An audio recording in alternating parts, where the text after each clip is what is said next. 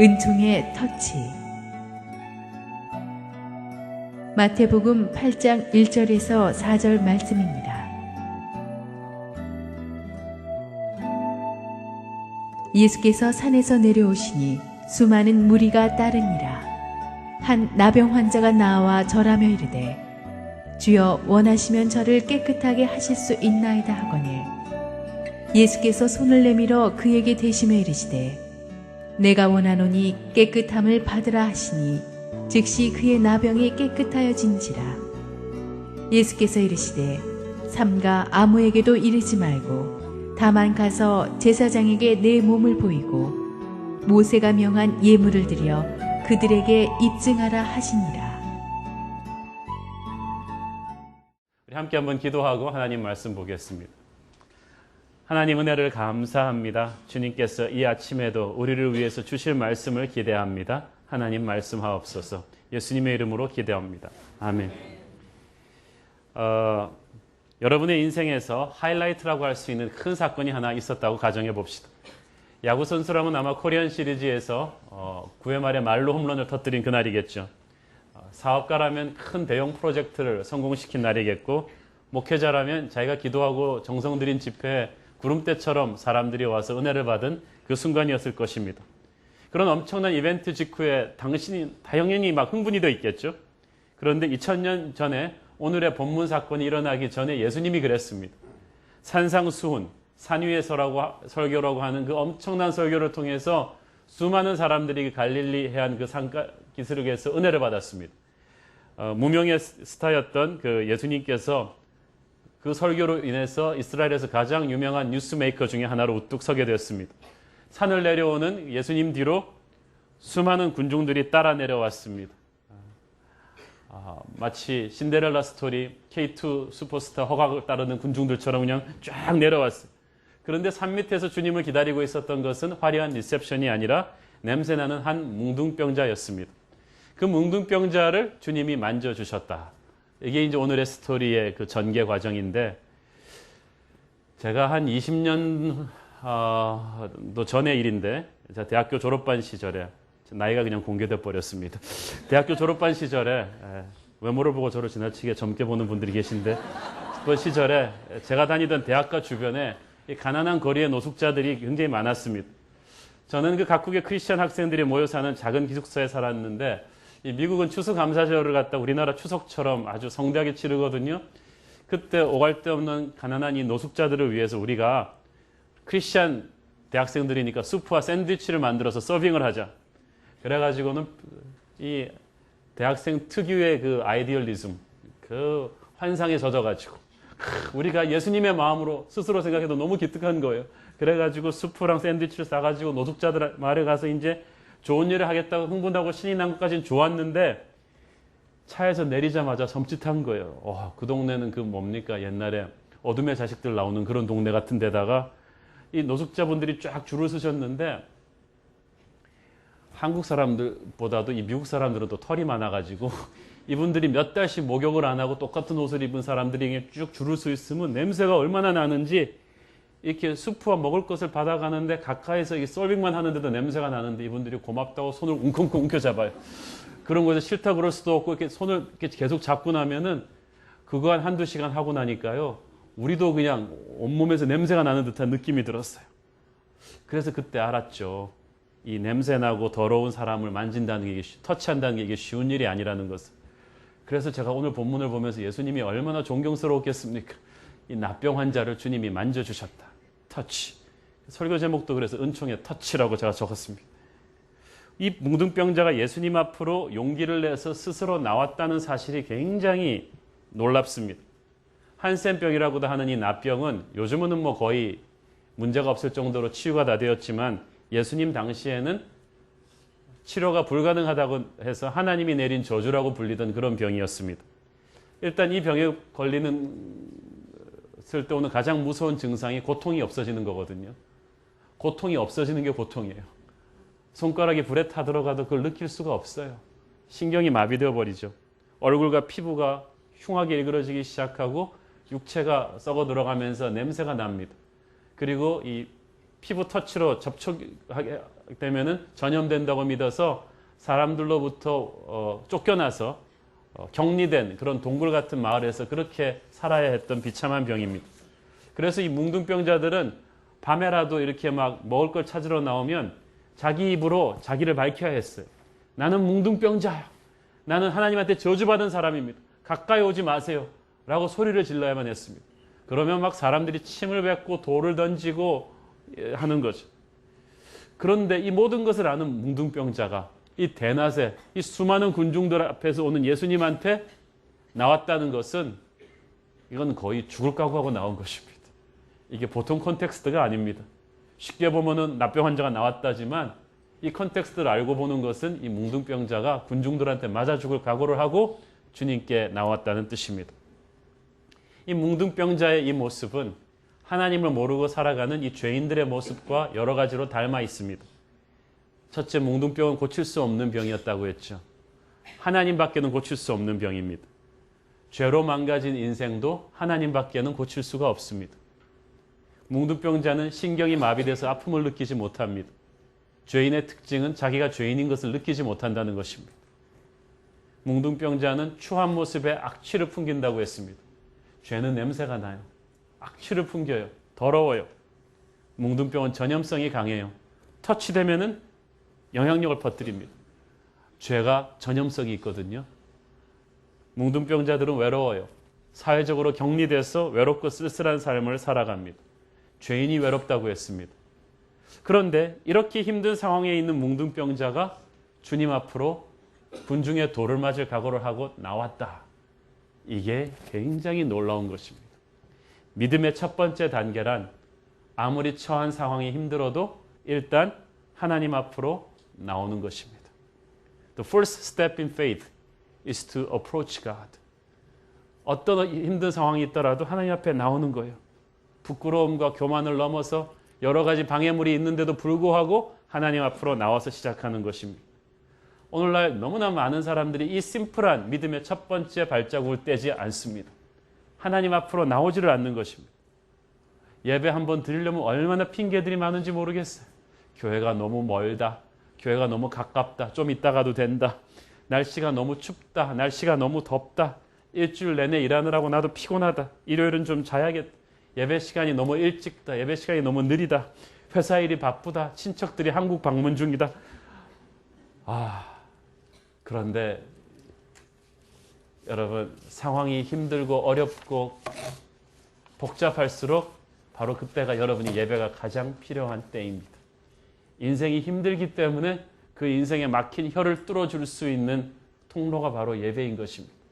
이 예배를 당연하게 여기지 마십시오. 이 뭉둥병자가 돌에 맞아 죽을 각오를 하고서라도 주님 앞에 나왔다는 것은 예배를 대하는 믿음의 자세가 우리에게 어떠한 것이어야 하는지를 보여줍니다. 여러분, 이걸 당연시 여기면 안 됩니다. 러빙갓이라는 그 체계를 보면은 월남전 때 월맹군 포로 수용소에서 있었던 그 미군들의 장교들의 그 일기가 나오는데, 월맹군 포로 수용소에서 그들을 그토록 힘들게 했던 것은 월맹군의 고문도 아니고 배고픔도 아니었습니다. 예배를 못 드리는 거였어요. 미국에서 예배 드릴 때는 그냥 하품하고 어떻게 하면 그 채플 시간 빠질까 봐 그렇게 노력하며 살았는데 예배를 못 드리는 거예요. 성경책도 없어요.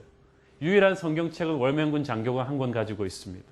일주일에 포로 대표 한 명이 나가서 1시간 동안 성경책을 베꼈을 수 있습니다. 그러면 나가서 죽으라고 베꼈으면 월맹군 장교가 눈앞에다가 담배 연기를 뻑뻑 뿜어대면서 팔꿈치를 치면서 방해를 합니다.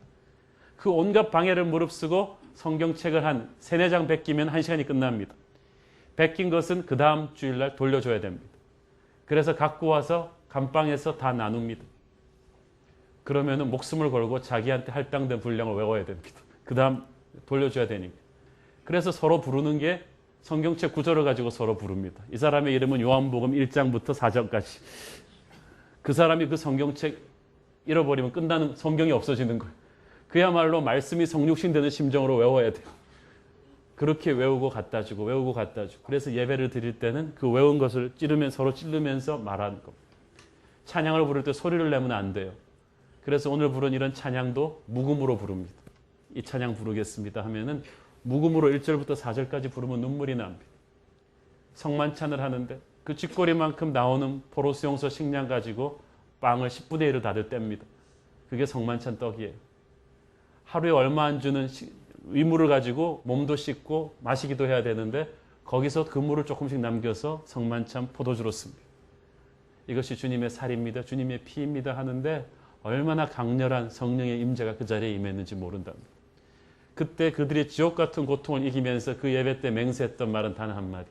I will never take the worship for granted. 나는 앞으로 절대로 이 예배하는 특권을 당연시 여기지 않겠다. 그 예배가 7년 동안의 그들의 짐승 같은 포로 생활에서 살아남을 수 있는 힘을 주었습니다. 사랑하는 여러분, 힘들고 바빠서 주님 앞에 나오지 못하는 게 아니라 아직도 덜 힘들고 덜 바빠서 그래요. 진짜 힘들면 주님 앞에 나와야 됩니다. 이 뭉둥병자처럼 주님 앞에 나와서 시작해야 돼요. 저희 교회 성도 중에 정말 열심히 분들 많이 계시죠? 직업상 1년에 몇 달씩 파리에 가 계셔야 되는 분 계신데 그분이 누가 아이디어를 내가지고 인터넷 화상통화로 순예배 드립니다. 거기 이쪽 한국 저녁 시간이랑 그쪽 파리 시간이랑 딱 맞춰가지고 그 오피스에 모여서 화상통화로 TV 딱 켜고 이 마이크 이쪽에다 켜놓고 순위 다 같이 하는 거의 안 빠져가지고 그분이 너무 성실해가지고 그 순위 어디 좀 놀러 가고 싶어도 가지도 못하고 거기서 맨날 모임 이쪽에서 밥 먹으면 본인도 도시락 들고 와서 먹고 다 얘기하는 거예요. 순 사진 찍을 때도 스크린으로 같이 찍었습니다. 이분이 인터넷 홈페이지에 접속해서 새벽기도 주일 설교 드리고 우리 페이스북까지 들어와서 중보기도까지 다 참견하시고 이분에게는 아무리 바쁘고 힘들어도 파리에 가 계시는데 그분이 순예배를 드리든 안 드리든 제가 어떻게 알겠어요. 그러나 이분의 마음에는 하나님께 나오는 그 시간이 너무나 귀한 거예요. 정말 우리에게 많은 신선한 충격을 주는 분입니다. 저는 아침부터 밤늦게까지 직장 생활하는 남자분들이 또 여자분들이 매일 새벽기도 빠지지 않는 우리 성도들 보면서 참 목사인 제가 부끄럽습니다. 하루 종일 한국 직장생활 얼마나 힘듭니까? 아침에 나와서 새벽기도를 드리고 출근하는 그분들을 보면서 꼭 그분들의 기도만 하나님이 응답해 달라고 제 앉아서 무릎 꿇고 드리는 기도의 처음 한 50%는 이분들의 기도를 꼭 응답해 달라고 하나님께 간절히 기도합니다. 새벽기도 나오는 분들만 위해서 그렇게 기도합니다. 어떤 상황에 처해 있다 할지라도 여러분은 하나님 앞에 나오셔야 됩니다. 이 뭉둥병자처럼 감히 형편상 사람들 앞에 대낮에 나올 수가 없는 이 어려운 형편 속에서 돌맞을 각오를 하고 용기를 내서 나왔다. 여러분은 오늘 예배를 어떤 각오를 하고 나오셨습니까? 예배란 그런 거거든요. 다른 비상구가 없는 거예요. 주님 앞으로 나와야 되기 때문에 달려나온 것입니다. 믿음은 그런 적극적인 행동입니다. 누가복음 11장 9절 말씀을 보겠습니다. 시작. 내가 또 너희에게 이르노니 구하라 그러면 너희에게 주실 것이요 찾으라 그러면 찾아낼 것이요 문을 두드리라 그러면 너희에게 열릴 것이니. 이 말이 무슨 말입니까? 가만히 있는 자에게 주시겠다는 게 아니라 적극적으로 두드리고 행동하는 자에게 주시겠다는 거예요. 하늘의 냉장고는 축복으로 가득 차 있는데 냉장고 문까지 하나님한테 열으라 그러면 안 되죠. 그것을 내가 믿음으로 열어야 돼요. 예배란, 기도란, 믿음이란 하늘의 냉장고를 여는 결단입니다. 행동입니다. 무관심한 자, 게으른 자, 간절함이 없는 자는 결코 이 하늘의 축복의 문을 열 수가 없습니다. 주께 고함 없는 고로 복을 얻지 못하네. 사람들이 어찌하여 아랠 줄을 모를까. 사랑하는 여러분, 축복의 문으로 나오셔야 됩니다. 예배의 자리로 나오셔야 됩니다. 기도의 자리로 나오셔야 됩니다. 목마름이 있는 자의 적극적인 기도만이 하늘의 문을 열게 될 것입니다. 그리고 은총의 터치를 끌어낼 것입니다. 집에 앉아서 밤낮 고민해야 되지 않아요. 예배의 자리로 나오셔야 돼요. 기도의 자리에 나오셔야 돼요. 주님의 옷자락을 붙잡아야 돼요. 그때부터 해결의 시작이 열립니다. 더 놀라운 것은 그가 예수님 앞에 용기를 내서 나오긴 했지만 결코 무례하게 달려들지 않았다는 사실입니다. 그가 무릎을 꿇었어요. 어떤 분은 주님 앞에 나오기까지는 하는데 주님 앞에 나와서 삿대질해요. 고함 질러요. 꼭 주님 저한테 이러실 수가 있어요? 돈 좀 주세요. 자기가 주님한테 돈 맡겨놨어요. 우리 애를 이렇게 떨어뜨릴 수가 있어요? 대학에 붙여주셔야죠. 자기가 공부 안 해서 그렇게 대놓고 와가지고 주님한테 주님 다음 주까지 시간을 드리죠. 뭐 협박까지 하고 주님 이렇게 하시면 안 되죠 하고 막 꾸짖기도 하고요. 그런데 이 사람은 무례하지 않았단 말이에요. 무릎을 꿇고 앉았다는 이 말은요. 상대를 높여드리는 거예요. 경배한다는 것입니다. 얼마나 많은 사람들이 하나님 앞에서 무례하게 나오는지 모르겠습니다. 하나님이 있으면 내 앞에 나타나 보라 그러고 인간의 대통령에게도 그렇게 무례하게 대할 수는 없을 거예요. 믿음이란 하나님을 하나님으로 대하는 것입니다. Faith is to honor God as God. 왕의 왕으로 높여드리는 거예요. 이것이 예배입니다. 진정한 믿음은 우리의 분수를 아는 데서부터 시작합니다. 나의 작음을 알고 그분의 크심을 알며 나의 작음을 알고 그분의 크심을 알며 주제 파악을 정확하게 하면서 침묵 속에서 그의 이름에 합당한 영광을 드리며 그분은 찬송과 존귀와 영광과 능력을 받기에 합당하신 분이라는 것을 높여드릴 때 주님의 마음이 감동을 받으시는 것입니다. 나를 높이는 자를 내가 또한 높일 것이다. He who honors me, him I will honor. 우리가 하나님의 영광을 높여드리면 우리의 영광은 하나님이 높여주십니다. 하나님 앞에 무릎 꿇는 그 순간에 우리는 땅의 수준에서 하늘의 수준으로 점프하는 것입니다. 자기가 가진 것만 바라보고 있으면은 뭐 다 죽어야죠. 절망해야죠. 그러나 믿음은 하나님을 바라보는 것입니다. 하나님 앞에 나오면 새로운 소망의 세계가 펼쳐집니다. 내가 가진 것은 유한합니다. 그렇지만 하나님의 자원은 무한합니다. 나는 아픕니다. 그러나 천국에는 병든 사람은 없습니다. 이 땅에는 불경기가 있습니다. 천국은 항상 호경기입니다. 믿음이란 절망적인 현실을 박차고 일어나서 하늘의 능력을 다운로드하는 것입니다. 천국의 호경기를 바라보는 사람이며 천국의 건강을 바라보는 사람이며 천국의 꿈을 바라보는 것이 바로 믿음입니다. 나를 믿는 자는 죽어도 살겠고 살아서 나를 믿는 자는 영원히 죽지 않을 것이다. 라는 믿음을 가지고 그분 앞에 나오는 것이 바로 하나님의 사람이죠. 그래서 하나님을 높여드린다는 것은 하나님과 나의 수준차를 인정하는 거예요. 그 말은 기대하는 거예요. 내가 알지 못하던 크고 비밀한 어떤 답이 있다는 것을 인정하는 거예요. 어떤 분은 나오면서 그렇게 기도하고 계시죠. 속으로 하나님도 뭐 뾰족한 수가 있겠나? 아니에요. 하나님은 나와 다른 수준에 있는 분임을 인정할 때 하나님은 진짜 그런 답을 우리에게 보여주시는 것입니다. 너는 내게 부르짖으라 내가 네게 응답하겠고 네 수준으로 보여주리라? 아니, 네가 알지 못하던 크고 비밀한 일을 great and unsearchable things that you have not known about 네가 알지 못하던 크고 비밀한 일을 내게 보여줄 것이다. 네가 모르는 돈이 있다. 네가 모르는 땅이 있다. 네가 모르는 인맥이 있다. 네가 모르는 아이디어가 있다. 네가 모르는 새로운 브레이크드루가 있다. 너는 내게 왜 부르짖지 않느냐. 그리고 무릎 꿇고 절하고 나서 뭉둥병자가 입을 열었습니다. 말을 했다는 게 중요합니다. 어떤 말을 합니까? 2절 같이 읽겠습니다. 시작. 한 나병 환자가 나와 절하여 이르되 주께서 원하시면 저를 깨끗하게 하실 수 있나이다 하거늘. 보세요. 시작. 주여 원하시면 저를 깨끗하게 하실 수 있나이다. Lord, if you are willing, you can make me clean. 자, 이게 짧은 말이지만 아주 파워풀한 말이에요. 뭉둥병이 걸리면 입이 비틀려져 있기 때문에 말하는 게 굉장히 힘이 듭니다. 단어 하나하나 정확히 발음하는데 보통 사람 말하는 것에 몇 배의 힘을 짜내서 말했을 텐데 그러나 말하는 것입니다. 자기 말하는 모습이 보기 흉하고 말이 잘 안 나오지만 말했어요. 그 단어 하나하나가 이 사람이 살아온 인생의 모든 서러움이 가감없이 실려 있어요. 이때까지 자기가 본의 아니게 뭉둥병에 걸려가지고 비웃음 당했던 그 수많은 사람들의 욕설들이 그 수많은 세월의 서러운 한들이 그의 존재가 운명이 거기 다 실려가지고 주님 앞에 쏟아져 나온 거예요.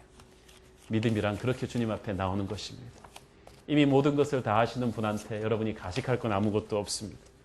이 뭉둥병자는 지금 그렇게 말하고 있는 거예요. 주님, 당신이 보듯이 나는 뭉둥병자입니다. 사람들은 내가 감정도 없는 인간이라고 생각할지 모르지만 나도 남들과 똑같은 인간입니다. 나도 직장 잡고 싶고 사람들과 밥 먹고 싶고 아름다운 여인과 결혼도 하고 싶고 그렇게 인생을 살고 싶은데 나는 내 식구들한테도 버림받은 짐승 같은 대접을 받는 뭉둥병자입니다. 나는 더 이상 이 고통을 커버하지 않겠습니다. 내 인생은 망가져 있습니다. 주님, 당신이 절실히 필요합니다. 그렇게 주님 앞에 나를 쏟아놓는 것입니다. 여러분도 오늘 여러분 안에 있는 어떤 뭉둥병을 여러분 앞에 그렇게 하나님 앞에 쏟아놓기를 바랍니다. 믿음이란 가식이 없이 내 모습을 주님 앞에 쏟아놓는 것입니다. 누구든지 주의 이름을 그렇게 부르는 자에게 하나님의 구원이 임합니다. 이 뭉둥병자가 예수님을 주인이라고 불렀음을 주목하십시오. 주인님, Lord, 내 인생의 주인이라는 거예요. 자, 잘 보세요. 이 사람이 단순히 뭉둥병 고치는 게 지금 문제가 아니에요. 인생의 주인이 바뀌어야 돼요. 주인이 바뀌어야 돼요. 믿음은 단순한 문제 해결이 아니라 내 인생의 주인이 바뀌는 것입니다. 롤드십 체인지가 일어나는 거예요. 어저께 우리 LC에서 간증하신 분, 한 분을 우리 목사님이 소개하시면서 주님을 끊고 새 주님을 모셔드린 분이라 그러는데 무슨 말인가 했더니 술주자가 첫 번째 주님이. 이분이 그냥 문학 교수님이신데 얼마나 문인들이 술을 잘 마시십니까? 문인들이 밤이 깊도록 인생을 논하며 문학을 논하며 그냥 폭탄주로 그렇게 살아오시던 분인데 이분이 그 술을 끊었어요. 누가 그렇게 만들었습니까? 주인이 바뀐 거예요. 여러분의 인생에 어떤 일이 계기가 돼서 하나님 앞에 나올 수는 있어요. 몸에 병이 들었다든가 자식이 속을 새겼다든가 그것이 하나님 앞에 나오는 계기는 됐지만 문제의 핵심은 하나님은 그 사건을 통해서 여러분의 인생의 주인을 바꾸고자 하십니다. 어떤 사람은 돈이 인생의 주인이었어요. 어떤 사람은 자식이 인생의 주인이었어요. 어떤 사람은 권력이 인생의 주인이었어요. 하나님이 그 주인의 자리에 앉고자 하십니다. 여러분의 믿음은 주님 앞에서 그 주인을 고백하는 것입니다. 그때 주님께서는 여러분의 인생 문제 하나를 풀어주는 게 아니라 여러분의 인생 전체를 축복으로 바꾸어 주실 줄로 믿습니다. 이 뭉둥병자가 또 한 가지 중요한 말을 하죠. 만약 당신이 원하시면, if you are willing. 고쳐줘 이러고 하는 게 아니라 당신이 원하시면. 이거 굉장히 놀라운 말입니다. 보통 고통에 처한 사람들이 아주 셀피시하거든요. 자기중심적이에요. 조급하고요. 신경질적이에요. 그래서 집에 환자 하나 있으면요. 다들 눈치 설설 봅니다. 왜냐하면 몸이 아프면요. 인생 만사가 당신은 삐짐받기 위해 태어난 사람. 내 숟가락만 좀 남보다 늦게 나도 나 아프다고 이것들이 나를 무시하나 막 그런 생각이 들어. 집에 저녁 때 빨리 누가 안 들어오면은 이것들이 왜 안 들어오지? 모두가 신경이 곤두서있어. 나를 빨리 대접하고 나를 빨리 낫게 해줘야 된다는 거예요. 이 뭉둥병자라고 달랐겠습니까? 오랜 세월 전에 벌써 친구들로부터 부모로부터도 버림받고 돈도 없고 몸에서는 악취가 풍기고 사람들은 돌로 던지면서 자기를 짐승 취급하고 어디 가서 직장도 못 구하고 앞으로 얼마나 더 살지도 모르는데 이 예수님 만날 수 있는 기회가 날이면 날마다 오는 게 아니잖아요. 뭉둥병자는 정말 다가와서 주님 역사이라도 잡고 빨리 나를 낫게 해주시오 이럴 수 있었는데 얼마나 많은 사람들이 그렇게 또 기도를 하십니까? 그런데 그 절박한 상황에서 그가 주님 앞에 와서 공손히 무릎 꿇으며 절했다. 주님, 당신이 원하시면 여러분이 아무리 급하다 할지라도 하나님의 뜻에 자신을 높여야, 자신을 맡겨야 합니다. 그분의 뜻에 자기를 온전히 포기해야 됩니다. 내려놓아야 주님께서 일으켜 주시는 거예요. 이 뭉둥병자가 자기를 일으켜 주실 하나님의 능력을 믿었다는 것이 중요합니다. 주님, 당신이 원하시면 당신은 나를 낫게 해 주실 수 있다. You can make me clean. 이 사람은 이곳저곳에 다 선을 대면서 보험으로 주님께 달려온 사람이 아닙니다. 어떤 분들은 그냥 보험 들듯이 주님한테 기도합니다. 입시철이 되니까 새벽 기도하고 가면서 선앙당에다 돌도 던지고 그 다음에 혹시 또 모르니까 이렇게 절에도 좀 시주도 해놓고 여러 군데 안전장치를 많이 해놨어요. 믿음은 그렇게 하는 게 아니에요. 믿음은 주님한테 모든 것을 거는 것입니다. 다른 어떤 은혜를 사모하지 않는 거예요. 이것저것에 다 손을 대는 것이 아닙니다. 하나님의 그 큰 능력도 우리가 믿음의 불순물을 섞으면 응답이 없어요. 여러분이 하나님을 믿으려면 끝까지 믿어야 됩니다. 완전히 믿어야 됩니다. 다른 어떤 은혜를 구하면 안 돼요. 그때 주님께서 믿음의 기도를 응답해 주십니다. 마태복음 21장 22절 시작. 너희가 기도할 때 무엇이든지 믿고 구하는 것은 다 받으리라 하시니라. 자, 잘 보세요. 영어 성경에 보니까 If you believe, you will receive whatever you ask for in prayer. 그러니까 믿음이 전제가 된 다음에 기도를 해야 이 기도가 응답을 받는다는 거예요. 얼마나 많은 분들이 기도는 하는데 믿음이 없어요. 기도하면서 그런다니까요. 아멘 그래놓고 속으로는 하나님이라고 뭐 별 뾰족한 수 있겠어? 그러면 뾰족한 수도 뭉퉁한 수도 없어져요. 자기가 그냥 다 까먹는 거예요. 믿음은 확실하게 느낌표를 찍는 거예요. 아멘 거기다가 느낌표를 찍는 거예요. 물음표를 찍는 것이 아닙니다. 당시 뭉둥병은 불치병이었거든요. 그러므로 그 불치병이 고쳐질 수 있다고 믿는 것은 그 당시 상식으로는 홍해 갈라지는 거 믿는 것과 똑같은 것입니다. 여러분이 그렇게 믿으셔야 돼요. 그러면 은총의 보답을 받습니다. 예수님이 그를 만지셨어요. He touched him. 저는 이 가엾은 뭉둥병자의 말이 끝나기도 전에 사람들이 입이 쫙 벌어지는 광경이 벌어졌어요. 예수님이 이 사람을 팍 만진 거예요. 자, 여러분 뭉둥병에 대해서 뭐라고 말씀드렸죠? 전염성이 심해서 그 당시 사람들은 짐승 취급하던 병이라 그랬어요. 돌을 던져서 이 사람을 멀리 가게 했던 그 병인데 예수님이 어떤 말을 하기 전에 이 사람을 먼저 딱 잡았다는 것. He touched him before he spoke to him. 이거 굉장히 중요한 거예요. 예수님이 거기서 조금 주저했거나 이 사람을 안 만졌으면 이 사람은 돌 맞아 죽을 수 있었어요. 어디 뭉둥병자가 들어와 그러면서 막 돌이 날아갈 수가 있었는데 예수님이 정광석화처럼 움직인 거예요. 그냥 딱 나비처럼 날아서 딱 이 사람을 잡았어요. 이게 은총의 터치라는 것입니다. 주님이 우리를 부끄러워하지 않으셨습니다. 주님의 손이 이 뭉둥병자를 만졌을 때 이 뭉둥병자가 느꼈을 이 감동의 충격, 이 터치는 보통 터치가 아니에요. 정신심리학자들의 말에 의하면 인간이 다른 사람들과 터치를 많이 하면 할수록 사랑의 터치, 때리는 터치가 말고 사랑의 터치를 하면 할수록 안아주고 악수해주고 어깨를 두드려주면 줄수록 그 사람이 감성적으로 풍성해지고 따뜻해지고 안정이 된다고 합니다.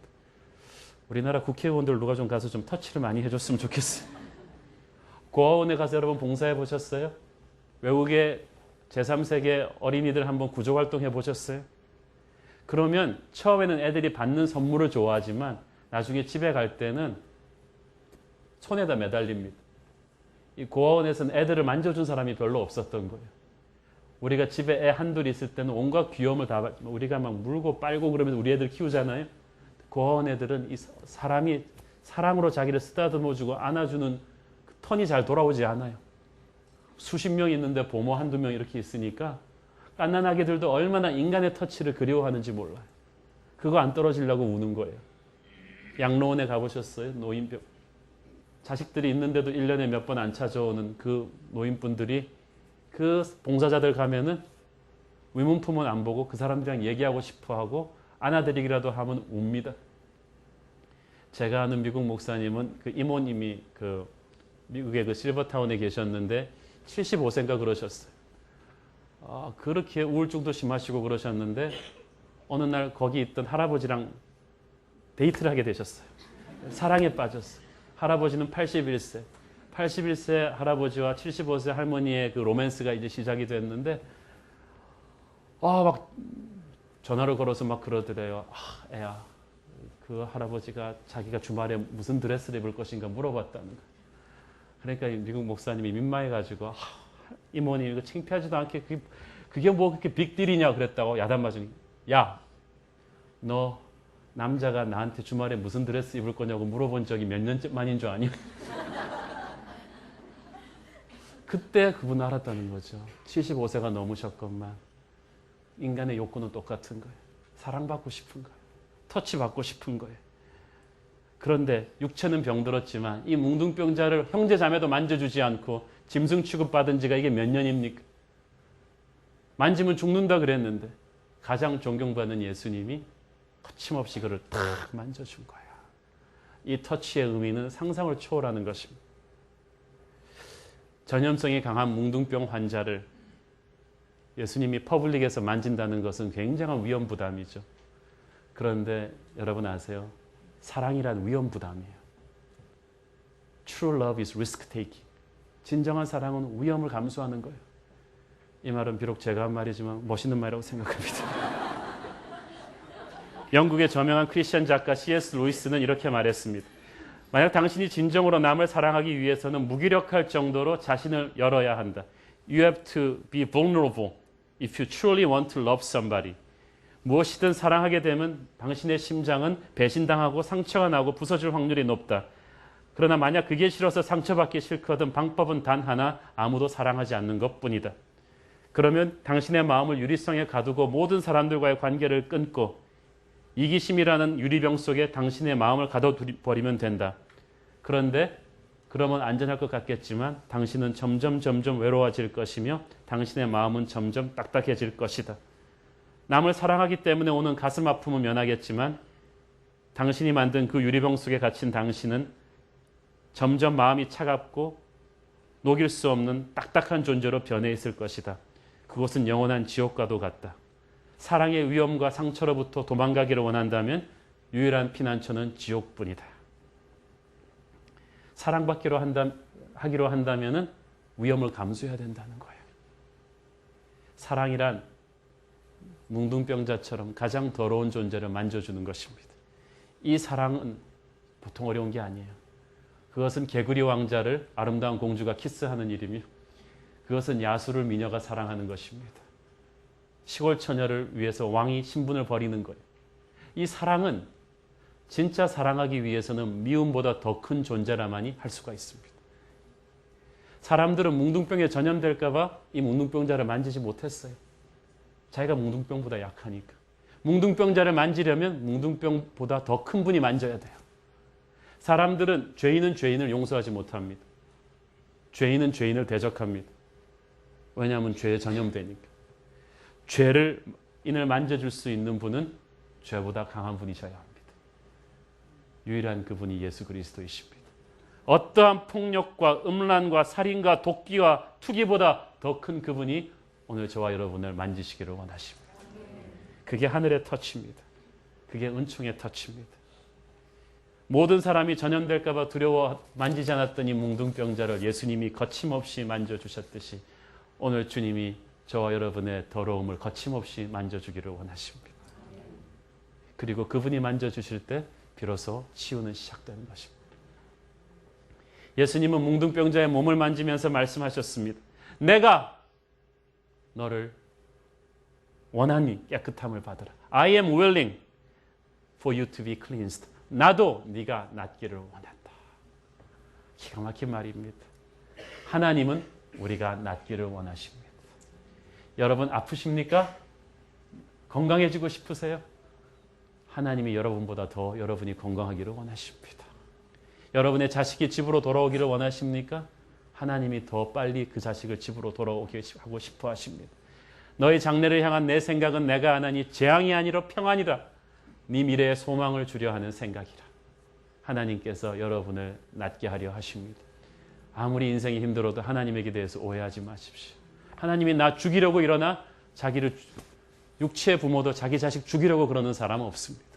하나님은 여러분을 살리기를 원하시며 용서하기를 원하시며 회복시키기를 원하십니다. I am willing. 내가 원한다. 내가 네가 깨끗하게 되기를 원한다. 네 병이 낫기를 원하며 어두운 권세가 떠나기를 원하며 네 사업에 숨통이 트이기를 원하며 네가 새로운 땅에 서기를 나는 원한다. 오늘 주님께서 그 말씀을 하시는 거예요. 그 뭉둥병자를 터치하는 그 예수님의 눈에 눈물이 고여 있습니다. 그 예수님의 눈에 영원한 사랑이 고여 있습니다. 그리고 그 어떤 경우에도 자기가 겪어보지 않았던 사랑의 음성이 그에게 들려진 거예요. 나는 네가 낫기를 원한다.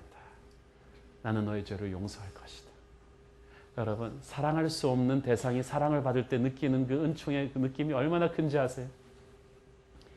제가 어렸을 때 동네에서 좋아하는 여자애가 있어가지고 저기서 소꿉장난하며 놀고 있길래 저의 사랑을 표시하기 위해서 돌멩이를 던진 적이 있습니다. 저의 꿈은 그 바로 옆에 있는 돌무더기에 탁 맞아갖고 걔가 깜짝 놀라서 사방을 두리번 보다가 나를 바라보는 그런 시나리오였는데 제가 던진 그 돌에 그만 그냥 프로야구 투수의 제구력이 임하는 바람에 정확하게 그녀의 머리에 탁 맞아 피가 퍽 터지면서 그녀가 퍽 쓰러지면 온 동네 사람들 다 달려 나오면서 그녀가 집으로 실려가고 나는 끌려가고. 그리고 정말 꼭 율법에서 나오는 재판당하는 그 모슬람 나라에 재판당하는 그 분위기 있잖아요.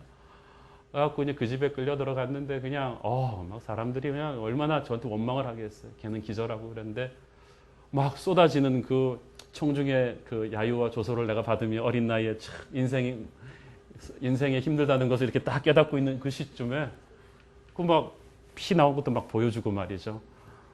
너 이제 큰일 났다고. 그리고 기가 팍 죽어서 있는데 어떤 아름다운 아주머니의 음성이 괜찮다. 별거 아닌 상처라니까 금방 나을 거다. 너도 많이 놀랬지. 그러면서 물을 주는 것. 그리고 내 등을 만져주는 것. 그게 엄마예요. 저는 예수님의 은총의 손이 바로 그런 거라는 걸 그때 깨달았어요. 용서받을 수 없는 사람인데 순식간에 용서받는다는 것. 사랑할 수 없는 존재를 누군가가 사랑한다는 것. 이 뭉둥병자한테 주는 예수의 은총이 바로 그런 것입니다. 오늘 저와 여러분이 그런 은총의 터치를 주님으로부터 받았습니다. 그게 구원이에요. 그리고 주님은 날마다 우리가 주님 앞에 예배하러 엎드릴 때마다 그 은총의 터치를 주기를 원하십니다. 3절을 보니까 예수님의 말씀이 떨어진 그 즉시 그의 나병이 깨끗하여 진지라. 즉시 그리고 완전히 깨끗하여 진지라. 예수님이 여러분을 만지는 그 순간 여러분의 병이 즉시로 깨끗하여질 줄을 믿으십시오. 여러분의 그 괴로움에 즉시로 하나님의 은혜가 임하실 줄을 믿으십시오. 우리 모두 다 몸에 각자의 뭉둥병을 갖고 있어요. 어떤 사람에게는 부부간의 갈등이 그 뭉둥병입니다. 어떤 사람에게는 자식의 어려움이 뭉둥병이에요. 어떤 분들은 지금 진짜 육체의 병이 계세요. 정신의 병이 계세요. 어떤 분에게는 사업의 어려움이 있습니다. 그것이 무엇이든지 간에 오늘 여러분은 주님 앞에 그대로 자신의 몸을 던지십시오. 그리고 주님에게 말씀하십시오. 주여, 당신이 원하시면 나를 깨끗게 해줄 수 있나이다. 그러면 주님이 여러분의 손을 팍 잡아주실 것입니다. 말씀하실 것입니다. 그 말씀이 임하는 그 순간에 여러분에게는 치유가 임할 줄로 믿습니다. 누르고 있던 어두운 세력이 떠나고 육체의 병마가 사라지며 거룩한 능력이 기름 부어지는 것을 느끼게 될 것입니다. 사람들의 손가락질이 끊어지면서 칭찬과 명성을 얻게 하며 제 대신 화관으로 슬픔 대신 기쁨으로 채워주시는 하늘의 은혜를 체험하게 될 것입니다. 마가복음 11장 24절 시작. 그러므로 내가 너에게 말하노니 무엇이든지 기도하고 구하는 것은 받은 줄로 믿으라. 그러면 너희에게 그대로 되리라. 기도하면 그대로 되는 게 아니라 기도하고 믿어야 돼요. 그러면 그대로 되리라. 오늘 그 뭉둥병자의 겸손한 예배 앞에 임하셨던 주님의 은총이 저와 여러분에게도 임할 줄을 믿습니다. 은총의 터치가 떨어지는 그 순간 여러분을 억누르고 있던 죄의 권세가 끊겨져 나가고 정신병으로부터 육체의 질병으로부터 자유하게 될 것입니다. 새로운 미래가 시작될 것입니다. 인생의 혈이 뚫리는 거예요. 예수님이 뭉둥병자를 만졌을 때 뭉둥병이 예수님을 전염시킨 게 아니고 예수의 능력이 뭉둥병자를 전염시켰어요. 생명이 죽음을 이긴 거예요. 예수의 생명이 오늘 저와 여러분에게 그렇게 흘러들어오게 되기를 축원합니다. 기도하겠습니다. 사랑하는 아버지, 아무도 보살펴주지 않던 뭉둥병자처럼 외롭고 힘들었던 우리의 인생에 주님 찾아오신 것을 감사합니다. 하나님, 그 은혜의 주님 앞에 우리의 몸을 던집니다. 우리의 무릎을 꿇습니다. 주님 만져주시고 새롭게 하여 주시옵소서. 예수님의 이름으로 기도합니다.